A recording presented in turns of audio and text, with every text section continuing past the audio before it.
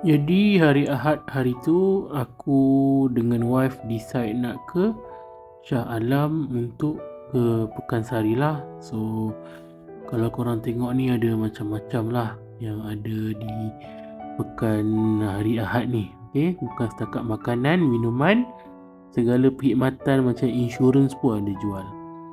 Okay, dan ni lah yang aku suka tengok, masih segar ikan bilisnya, ikan cili kering pun ada, kentang pun ada.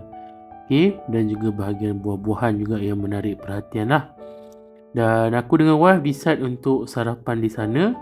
So kami decide untuk makan makanan bihun sup. Ya, ini dia bihun sup dan juga nasi lemak sambal paru.